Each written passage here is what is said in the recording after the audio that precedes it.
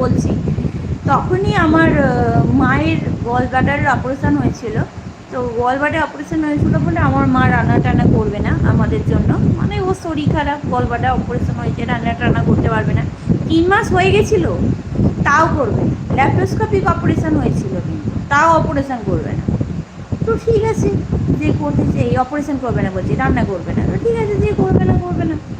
জোর করে তো মানুষের কাছ থেকে ভালোবাসা আদায় করা যায় না। তো এবার ঠিক আছে, একটা দিদি রাখা হলো, সে দিদি রান্না করে দিত। তো এবার একদিন ওই দিদির সাথে কথা বলতে বলতে আমি তাকে আমার এই কথাটা জানাই যে জানো দিদি আমার এরকম হচ্ছে। সে বলে যে আরে তোমার সঙ্গে তো কিছু একটা ডিস্টার্ব আছে, তুমি বাড়ি যাও। আমি ছাড়, এসব আবার হয় নাকি? বলছে ওই কী বলে ব্ল্যাক ম্যাজিক ট্যাজিক করে এইসব আটকে দেওয়া যায়। বলছি ধ্যাট, আমি তাকে রীতিমতো গরম দিয়ে বলি যে এসব হয় না, আমি এসব বিশ্বাস করি না। তাই এসব আবার হয় নাকি? এইটা তো ঠাকুরের জিনিস, এগুলো কি করে আটকে দেবে? আমি তার সাথে রীতিমতো আমার এক প্রস্ত ঝগড়া হয়ে যায় যে তুমি এরকম বাজে কথা বলো।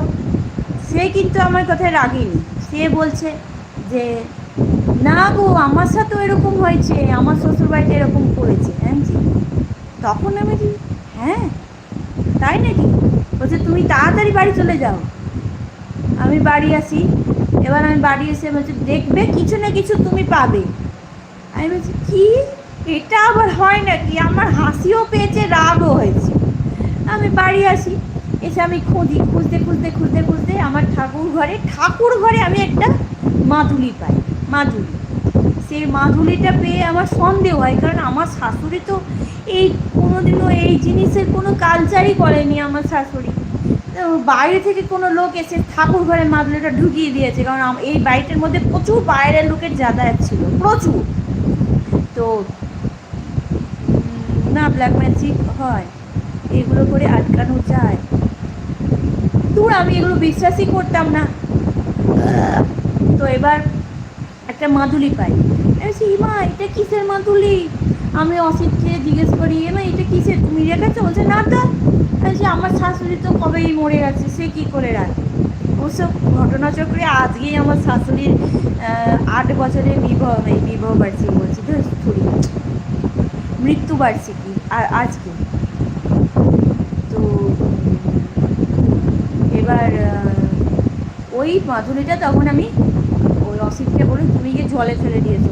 বিশ্বাস করবে না, ওই মাদুলিটা ওই যে 21 সালে ফেলে দিলাম, 21 সালে, আজকে এটা হচ্ছে 24 সাল, তারপর থেকে আমার ঠিক হয়ে গেছে, আর ওষুধ খেতে হয় না। আমি তো পুরো এটাও হয় রে ভাই।